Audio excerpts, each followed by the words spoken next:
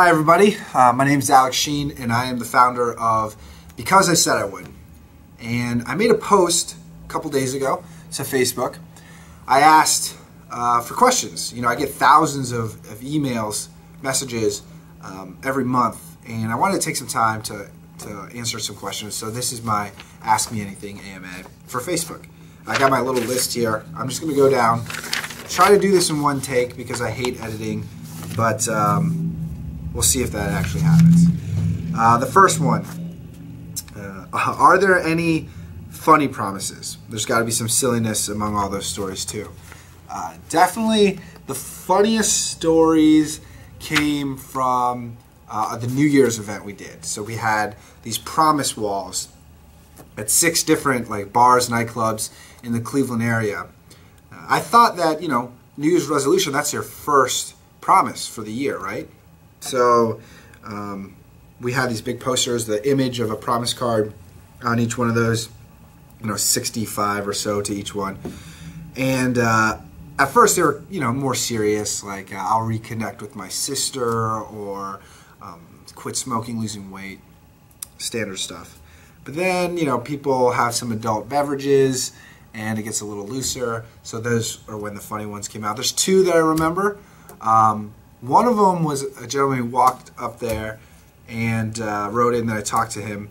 He wrote, "I will stop looking at Steven's wife," which at first I thought was kind of, you know, I don't know, I thought he was like kind of playing around, joking. Then I talked to him and he was like, "No, seriously, I need to stop," and kind of took a different tone, but I thought that was funny at first. Then what was the other one? Oh, I will stop watching Cops, you know, the TV show Cops. So I don't know if that one was serious or supposed to be funny, but Cops is a good show. Why don't you want to watch that?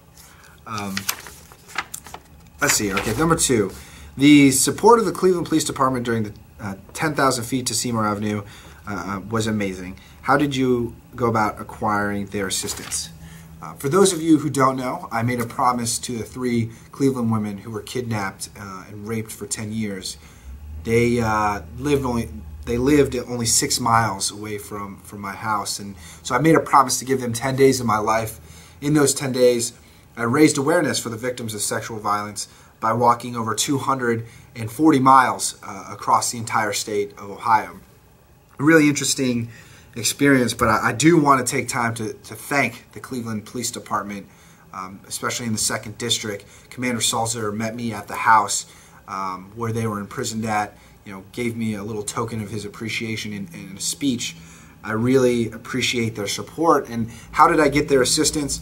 Well, I emailed the mayor, emailed the chief of police, and as things started to boil up and more press were covering the story throughout that journey, they were more than happy to support all the folks to keep them safe in that last 10,000 feet to the house.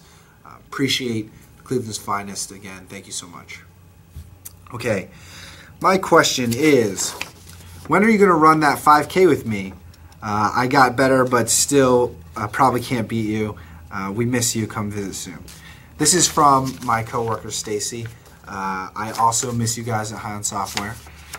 I did run that first 5K though, Stacy, so don't get it twisted.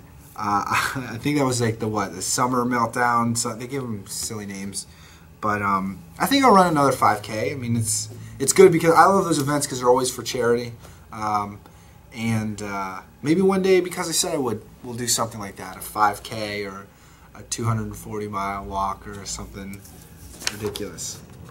Okay. Number 4, what is the most important, most meaningful promise that you have kept and you were unable to keep? I thought about this one a little, and I think the most important one to me was the promise I made to send 20 kids with cancer to Disneyland. When I made that promise, I filled out 20 promise cards. I sent them to Candlelighter's Childhood Cancer Foundation of Nevada, and I really take promises seriously for obvious reasons, but when you make a promise to a kid, it's particularly important. Not only are they going to be let down emotionally to a greater extent than an adult. You know, adults are used to being disappointed, but a child, you're disappointing them to a greater degree, and then you're teaching them that that's okay. You know, it's okay to let people down. So for all those kind of, I guess, standard reasons, you know, that's only a foundation for what is just a tremendously emotional thing. You know, children with cancer, I couldn't possibly let them down. You know, we were able to not only get those 20 tickets to Disneyland, but because of supporters like you watching this video, we were able to send 100 kids to Disneyland. I should say 100 tickets to Disneyland, so their families could go, siblings and things of that nature. Thank you again so much for helping me through that promise. I also did donate personally to cover my promise as well. Let's see here. 5. Where can I buy your shirts in Australia? You have to buy them online at becauseIsaidIwould.com/store. I have shipped some to Australia or New Zealand or something like that. I have to fill out these custom forms or whatever, but I'd be glad to send you a shirt. I actually just reduced the price recently from like $24 to $19. I really don't want to charge for shirts, but you know, I got to cover the cost of stuff, so necessary evil, I guess. Okay, we're all fans. I need to really think about these questions before I read them, but let's see here. We're all fans, so besides making promises to other people, what promises would you like us to make towards you? What could we do to impress you? Well, I'm very glad to hear that someone actually wants to be impressed by me or something. That's very flattering. I think I was asked a question similar to this on like a radio show once or something, but the promise that make towards you, I think the biggest thing, you know, my default answer would be keep your word, right? It's kind of basic, but if I wanted to make it a little bit more granular, I would say use one of the promise cards or write it on a piece of paper, post it to social media, whatever. Make a promise to volunteer, right? And then share that experience with other people to encourage them to do the same. I think that's a really great promise to make, and it is not only making an example of your commitment, but also doing a little bit to make the world a better place. You know, the betterment of humanity is the mission of Because I Said I Would. So that's what I would say. Impressing me is, you know, making time to help others in that selfless kind of way. And it makes you feel good, so I guess it's not completely altruistic. Okay, name 4 things everyday people can do to make a difference in the world. 4? Okay, this is just off the top of my head, so it might not be the best, but I will certainly answer the question. Okay, number 1 is, I think, kind of a mental thing. When we look at the problems in the world, whether that's flooded on the news or things that are affecting your life, a lot of the times, and I'm sure people can relate with this, you hear people complain about all the external stuff, right?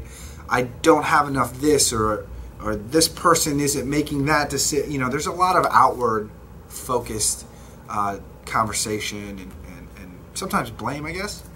And I'm not saying that that's not valid, and I'm not saying that I don't do that. I certainly do. But I try to make a point to reflect on myself. What can I do? What can I do? Because, you know, I think back to what my dad used to say all the time, which was the only person in this world you can control is yourself. And if I can't prioritize that, then you know, how am I going to affect the rest of the world? So, everyday people, one thing, focus on yourself. Mentally say, what can I do to make this situation better?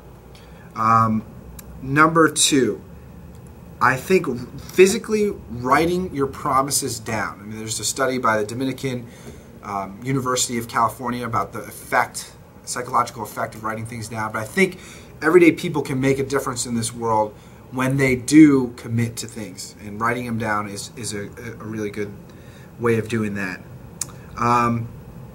Number 3, I would say setting an example for children, particularly, you know, anybody you mentor you got to set an example. We're not perfect. I'm not perfect, but if I'm around a kid, I'm going to do a little bit extra to make sure that I really keep my word. I really set an example for that child, because it has a greater effect than I might think, and so I take time to do that.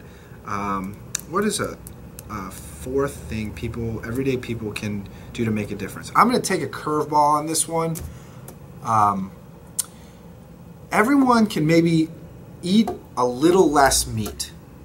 Okay, now that sounds like I'm going to go on this whole animal rights tirade or whatever, but it's actually, and I'm definitely an advocate for animal welfare, but you can actually, if you reduce the number of meat meals that you have, you actually reduce your carbon footprint.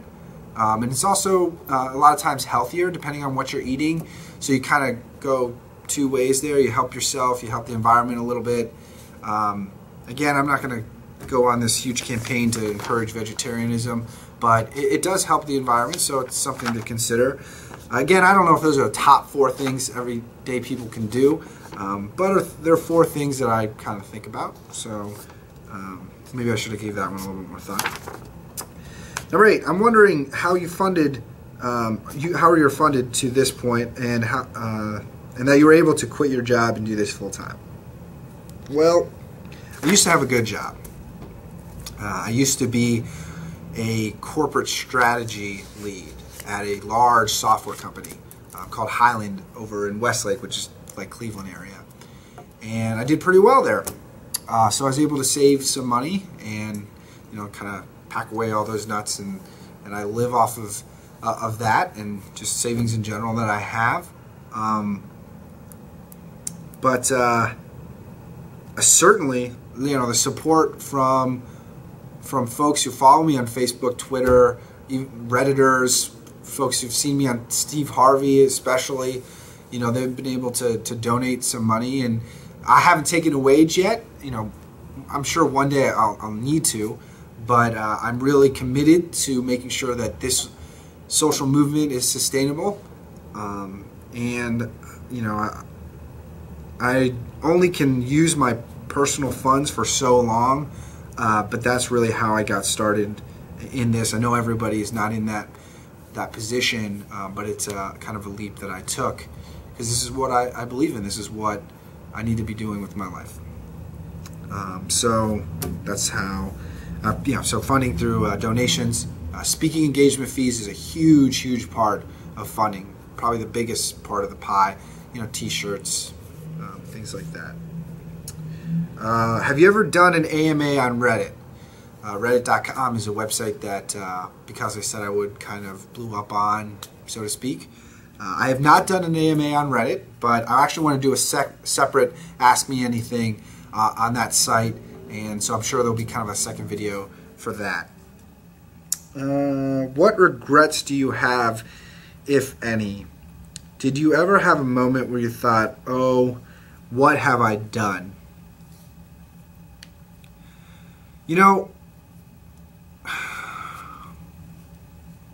I get a lot of promise card requests, and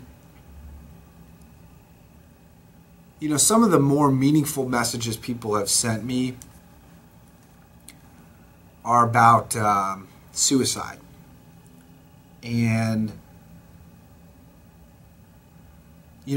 they say, because of this card, I decided not to kill myself. I want to get those cards out as fast as possible. I sometimes worry that if the card doesn't get there, that somebody might choose some. You get what I'm saying. So sometimes I'm like, well, these cards are significant, but are they too important? And it's hard to balance like my personal life when you have that pressure.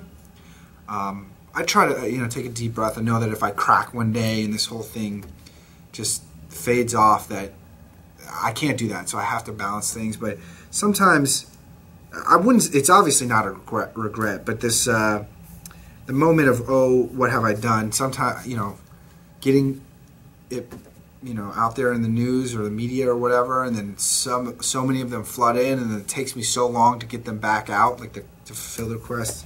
I have that "oh, what have I done" moment sometimes with that. Speaking more to the regrets part, I don't know if I have any really significant regrets yet, but let me think about that. What would be a regret? I really wish I had someone on my team that was really good with like accounting and legal stuff. I need to think about that stuff more. All that back office stuff. I'm more of I like to get people excited. I don't know. So having somebody from the get-go that can help me with the structure of it would definitely be something I go back and do. I'm working on that now. 11. Where are you currently? I am currently in Marino. So I'll back up. I'm in Marino Ventures office, and Mario Marino is a gentleman who's been kind enough to give, because I said I would, office space. So sometimes you'll see my videos on YouTube. I'll take him around the office. He's got a wonderful facility that has been able to support me and some of the interns I have over the summer. Really great place to be. So thankful for his support. So Mario and Marino Ventures, thank you so much for that. That's where I am currently, which is in Rocky River, Ohio. Maybe like 10 miles west of Cleveland or something to that effect. And I'm in Ohio. So let's see here. Number 12. This is like a very common question that I get. What do you think your father would say about all you've done since his death? My dad, and I said this once before, but my dad would be frustrated. And I'm really not saying that for a fact. He would be frustrated with me that I quit my job. What I'm doing is really sometimes intangible. By that I mean I don't know how this is going to be sustained, and I don't make any money, so that's a problem. He paid for my education, and did spend a lot of his life making sure that I'd be okay to provide for myself and things of that nature. So when I had a good corporate job leading corporate strategy and innovation at a software company, he was very proud of that. And I don't know if he'd have the same type of pride in what I'm doing now. Sending out free cards. If I just had 10 minutes to discuss it with him, I don't know if I could really get it across. But so he'd be a little frustrated. He'd be kind of disappointed in one way.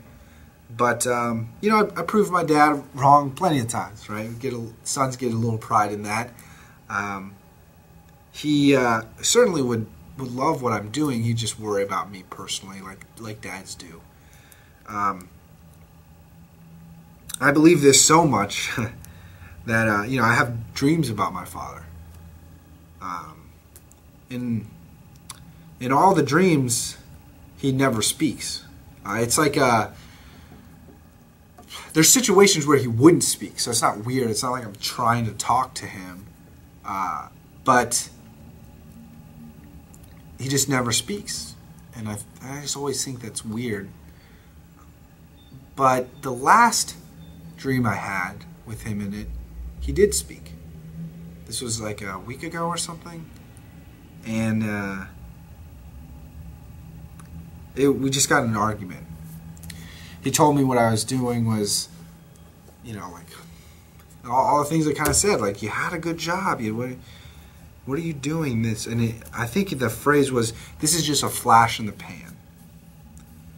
Maybe that's what I think my father would say. Maybe that's a secret fear of mine, that I've committed too much to something that may not last for very long.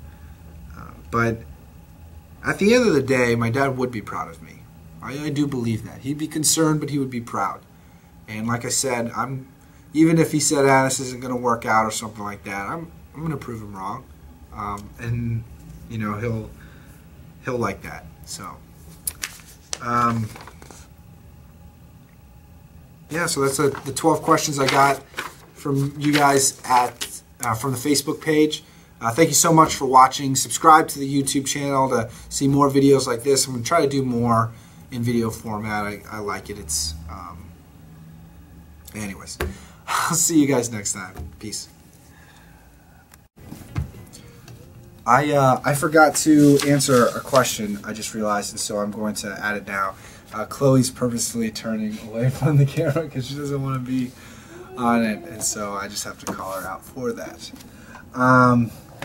So the question was, in the past 6 months, what has been your greatest challenge with Because I Said I Would, and how did you overcome? I think the biggest challenge is, you know, it's going to be the 240-mile walk. I've never done anything like that before, and I ran a 5K once, and that's it. But I thought, you know, if I just got to put one foot in front of the other, I thought I could do it. So I, you know, made the promise. But you know, how did I get through it? You know, my knees would get a little weak, but actually the blisters on your feet is the worst, and just general exhaustion in the heat. But I think you can really get through anything if you have a strong why, right? If you have the ability to overcome something, you have your best chances when you have a good reason for it. And I'm not going to let those women down. I'm not going to let the city of Cleveland down. I'm not going to jeopardize the very fabric that is Because I Said I Would by breaking that promise. So I felt like, you know, that positive pressure, along with what it meant to, you know, to victims of sexual violence, I wasn't about to quit. And so that's how I overcame it. And that's how I think of a lot of challenges. You know, why am I doing this? So sorry for this little add-on, but I forgot to answer it. Okay, peace.